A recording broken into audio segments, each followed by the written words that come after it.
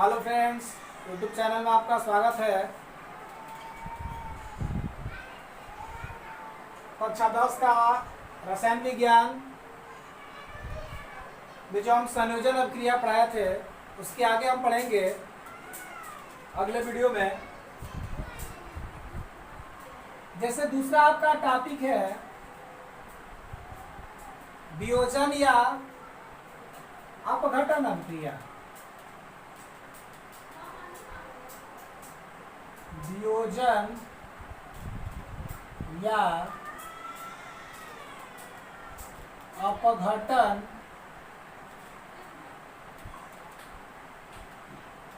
अभिक्रिया।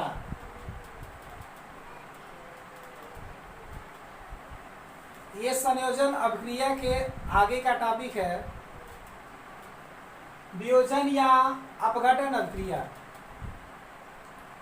ये संयोजन अभिक्रिया का उल्टा ही मानिए होता है। जैसे देखिए यहाँ पर, जैसे मान लीजिए इसमें आपका कोई अभिकारक ए है, लेकिन यहाँ पर जो उत्पाद बनेगा वो एकल नहीं होगा। इसमें उत्पाद में एक से अधिक होंगे, जैसे बी और सी भी हो सकता है। वियोजन या अपघटन अभिक्रिया में अभिकारक एक ही रहेगा, लेकिन जो उत्पाद होगा वो एक से अधिक होगा। तो देखिए, जानते हैं कि वियोजन या अपघटन अभिक्रिया क्या होता है। इसमें हम बताएंगे, जैसे वियोजन या अपघटन अभिक्रिया जानने के लिए ये तीन चीज जान लेते हैं जो इसके कारक है। एक आपका ऊष्मा, दूसरा आपका प्रकाश और तीसरा आपका विद्युत।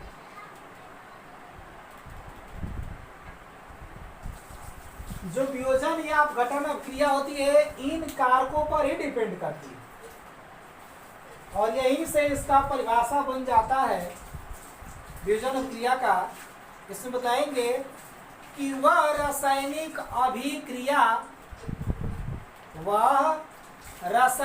अभिक्रिया जिसमें कोई अभिकारक ऊष्मा, प्रकाश तथा विद्युत के द्वारा एक से अधिक उत्पादों में वियोजित हो जाती है या अपघटित हो जाती है, तो इस प्रकार की अभिक्रिया को वियोजन या अपघटन अभिक्रिया के नाम से जानते हैं। अभी हमने बताया कि ये आपका अभिकारक है और ये आपका उत्पाद है, और इसका हमने परिभाषा यह बतलाया कि वह रासायनिक अभिक्रिया जिसमें कोई अभिकारक ऊष्मा, प्रकाश तथा विद्युत के द्वारा एक से अधिक उत्पादों में वियोजित हो जाती है या अपघटित हो जाती है, तो इस प्रकार की अभिक्रिया को हम वियोजन या अपघटन अभिक्रिया के नाम से जानते हैं। इसमें आपका सह उत्पाद मिलता है। संयोजन अभिक्रिया में केवल एकल उत्पाद मिलता था, लेकिन आपको वियोजन या अपघटन अभिक्रिया में सह उत्पाद भी मिल रहा है। माने एक से अधिक उत्पाद होगा तो उसी को बोलेंगे सह उत्पाद। लेकिन जो आपकी वियोजन या अपघटन अभिक्रिया होती है ये तीन प्रकार की होती है, जिसमें देखिए पहला होता है आपका ऊष्मीय वियोजन, या इसी को हम चाहे तो ऊष्मीय अपघटन भी बोल सकते हैं। ऊष्मीय अपघटन। दूसरा होता है प्रकाशीय वियोजन या इसी को प्रकाशीय अपघटन भी कह सकते हैं। और तीसरा आपका होता है विद्युत वियोजन।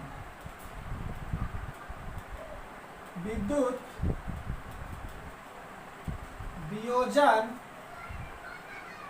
या इसी को बोल सकते हैं विद्युत अपघटन।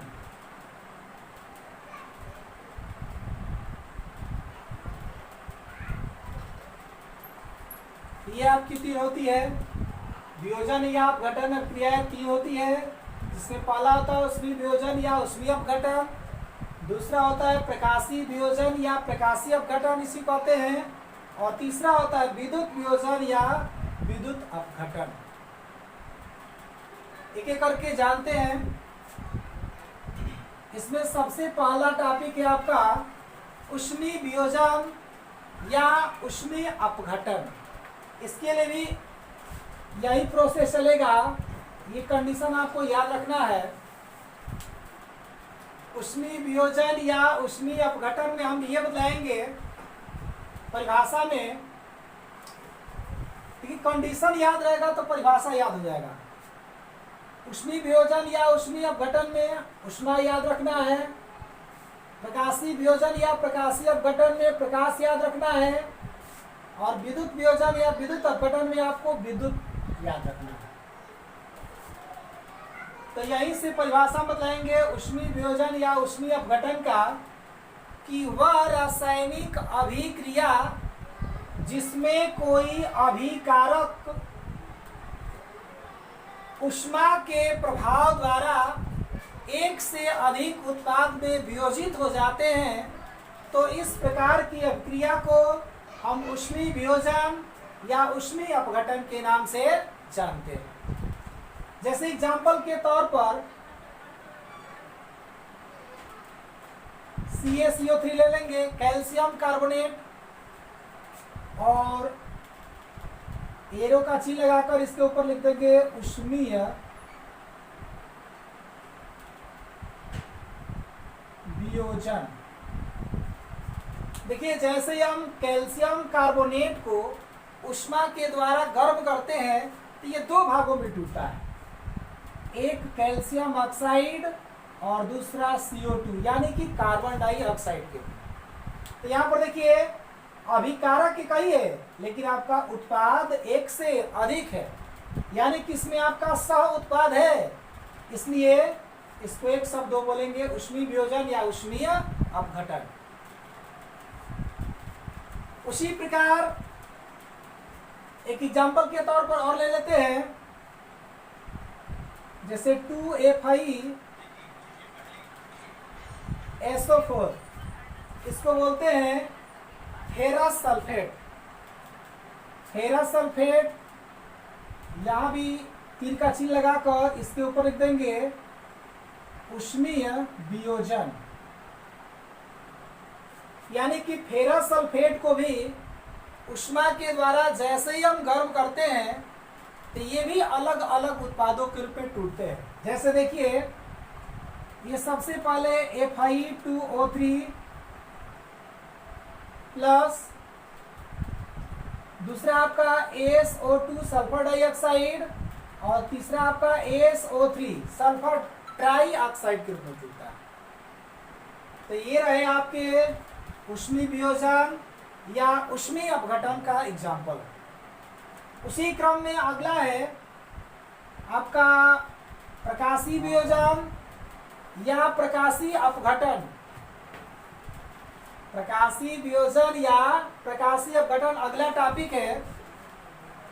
अब इसमें हम लोग प्रकाश की चर्चा करेंगे, अर्थात इसके लिए भी कंडीशन यही होगा, और इसमें हम ये बताएंगे प्रकाशीय वियोजन या प्रकाशीय अपघटन का परिभाषा, कि वह रासायनिक अभिक्रिया जिसमें अभिकारक प्रकाश के द्वारा एक से अधिक उत्पादों में वियोजित हो जाते हैं, अपघटित हो जाते हैं, तो इस प्रकार की अभिक्रिया को हम प्रकाशीय वियोजन या प्रकाशीय अपघटन के नाम से जानते हैं। जैसे एग्जाम्पल के तौर पर ले सकते हैं इसको 2AgCl, सिल्वर क्लोराइड को ले सकते हैं, लेकिन इसके ऊपर लिखेंगे सूर्य का प्रकाश। सूर्य का प्रकाश यानी कि प्रकाशीय वियोजन या प्रकाशीय अपघटन की जो क्रिया होती है प्रकाश की उपस्थिति में ही होती है। तो यहाँ पर सिल्वर क्लोराइड को सूर्य का प्रकाश द्वारा जैसे ही गर्म किया जाता है तो ये क्या होता है, ये सिल्वर और क्लोरीन में क्या होता है, वियोजित हो जाता है। उसी प्रकार से सिल्वर क्लोराइड के स्थान पर अगर हम सिल्वर ब्रोमाइड भी ले लें, दूसरा एग्जांपल 2AgBr, और इसको भी सूर्य का प्रकाश द्वारा गर्म किया जाए तो ये भी क्या होता है, सिल्वर और प्लस ब्रोमीन गैस के रूप में क्या होता है, वियोजित हो जाता है। और इस प्रकार की अभिक्रिया का जो प्रयोग होता है आपका ब्लैक एंड व्हाइट फोटो बनाने के लिए इसका उपयोग किया जाता है। और ये जो रिएक्शन है ऊपर वाला, ये जो रिएक्शन है इसका प्रयोग सीमेंट उद्योग में करते हैं। जहां पर सीमेंट का निर्माण होता है वहां पर इस अभिक्रिया का उपयोग किया जाता है।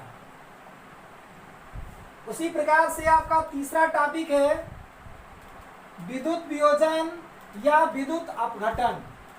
विद्युत वियोजन या विद्युत अपघटन आपका तीसरा टॉपिक है, इसको भी देख लेते हैं पहले।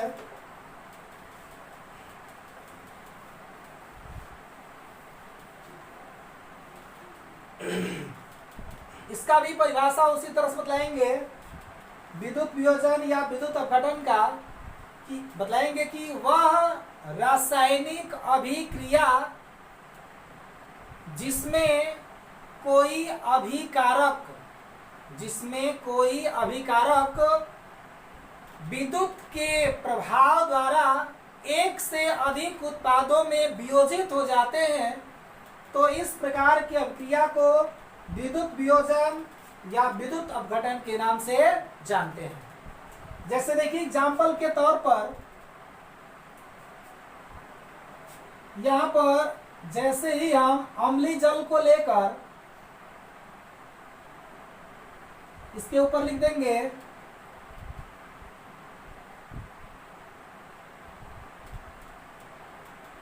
विद्युत वियोजन,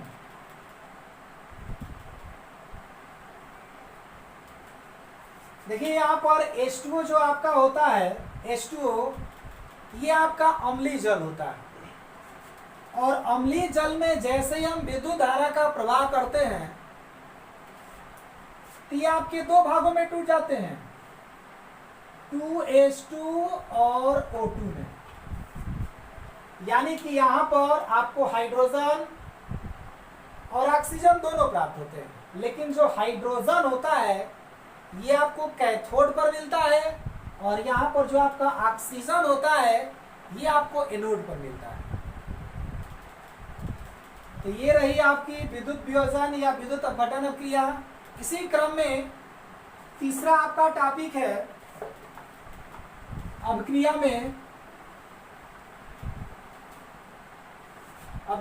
तीसरा टॉपिक है जो बहुत ही महत्वपूर्ण है परीक्षा के दृष्टिकोण से,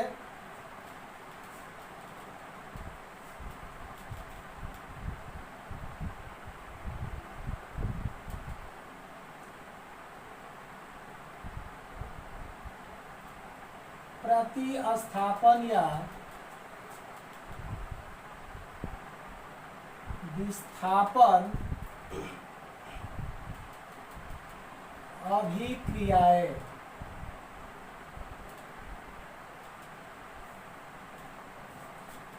तीसरा अभिक्रिया है आपका प्रतिस्थापन या विस्थापन अभिक्रियाएं।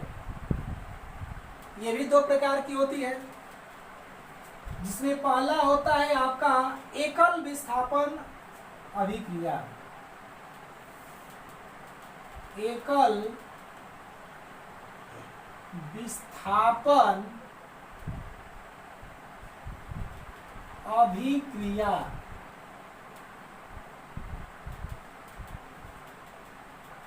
और दूसरा होता है द्विविस्थापन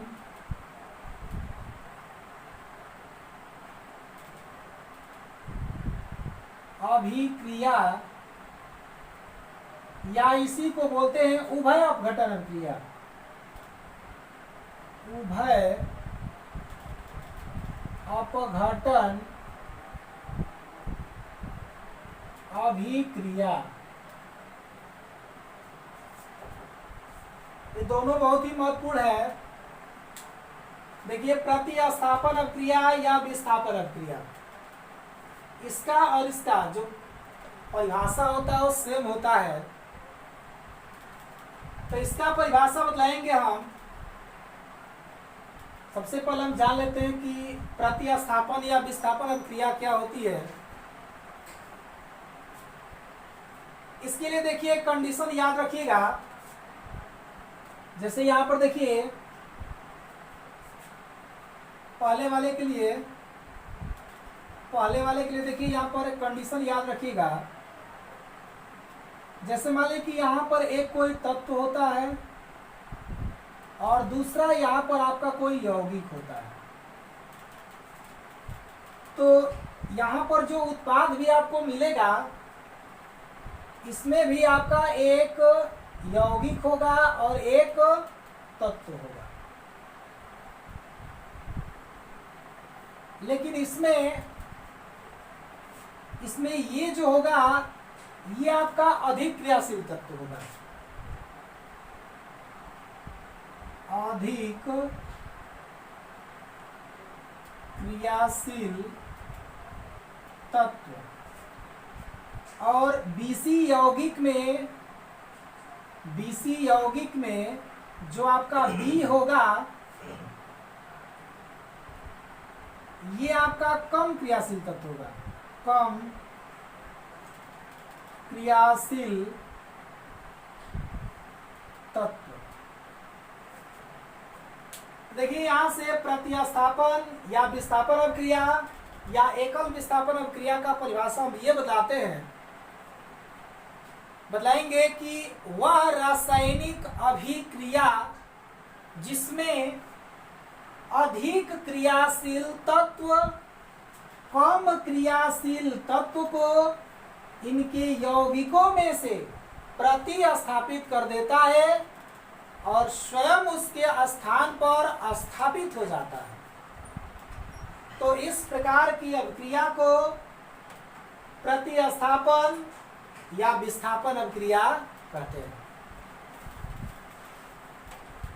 इसी के अनुसार हम एग्जाम्पल भी देंगे।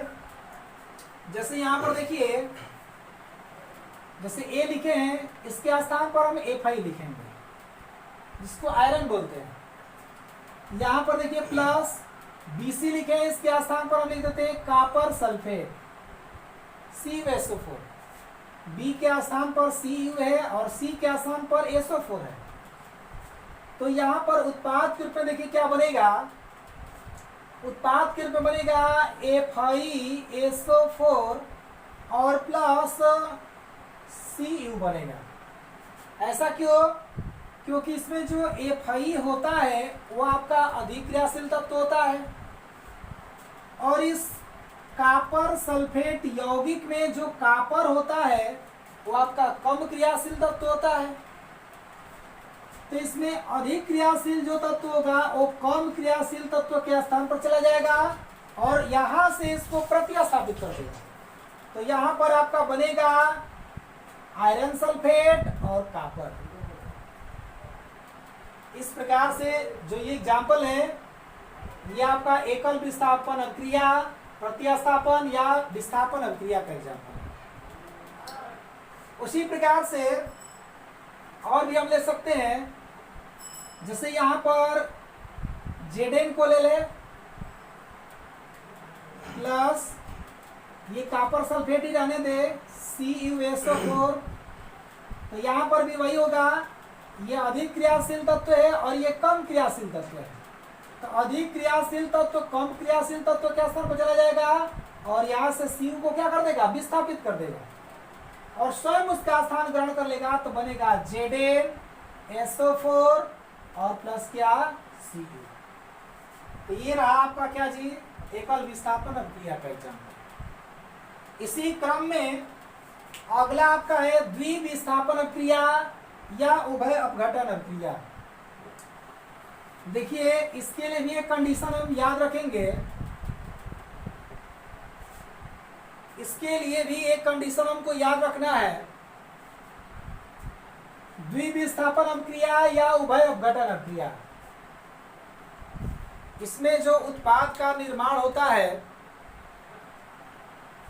आयनों के स्थानांतरण से ही होता है। जैसे देखिए यहां पर आपका एक अभिकारक AB है और दूसरा अभिकारक आपका CD है। यहां पर देखिए इस पर एक प्लस है, इस पर 2 माइनस है। उसी प्रकार से इस पर डबल प्लस है और इस पर एक ही माइनस है। तो एक प्लस वाला एक माइनस के साथ संयोग करेगा, जुड़ेगा, और डबल प्लस वाला डबल माइनस वाले के साथ, यानी कि A पॉजिटिव D नेगेटिव के साथ जब जुड़ेगा तो यहां पर बनाएगा AD प्लस, यहां पर B double minus C double plus के साथ जुड़ेगा तो बनाएगा CB, चाहे BC कुछ भी बना सकता है, यहां पर CB बना लेगा। यानी कि द्विविस्थापन अभिक्रिया या उभय अपघटन अभिक्रिया में अभिकारक साइड में भी यौगिक होता है और उत्पाद साइड में भी यौगिक होता है, लेकिन इस अभिक्रिया का जो निर्माण होता है अभिकारक में आयनों के स्थानांतरण से होता है, तब जाकर के आपके उत्पाद का निर्माण होता है। जैसे देखिए द्विविस्थापन अभिक्रिया या उभय अपघटन अभिक्रिया का हम परिभाषा यह बतलाते हैं। जैसे कि आप जानते हैं कि इधर वाले भाग को अभिकारक कहते हैं और इधर वाले भाग को उत्पाद कहते हैं, तो यहीं से परिभाषा बन गया कि वह रासायनिक अभिक्रिया जिसमें उत्पाद का निर्माण आयनों के स्थानांतरण से होता है, तो इस प्रकार की अभिक्रिया को द्विविस्थापन अभिक्रिया या उभय अपघटन अभिक्रिया के नाम से जानते हैं। और इसी के अनुसार एग्जाम्पल भी देख लेते हैं। जैसे देखिए AB के स्थान पर हम लिखेंगे यहां पर Na2SO4 प्लस CD के स्थान पर लिखेंगे BaCl2 इजिकल टू, अगर इसको आयनिक रूप में देखा जाए तो इस पर एक ही प्लस होता है, इस पर डबल माइनस होता है, इस पर डबल प्लस होता है, इस पर एक ही माइनस होता है। तो एक प्लस वाला एक माइनस वाले के साथ जुड़ जाएगा और डबल प्लस वाला डबल माइनस वाले के साथ जुड़ जाएगा। तो यहां से आपका बन सकता है 2NaCl प्लस BaSO4 के साथ जुड़ेगा तो यहां पर बनाएगा BaSO4। इस तरह से ये जो एग्जाम्पल आप देख रहे हैं ये आपका द्विविस्थापन अभिक्रिया या उभय अपघटन अभिक्रिया का, और इस तरह से प्रतिस्थापन और विस्थापन अभिक्रिया का जो दोनों भाग है ये समाप्त हो गया। धन्यवाद।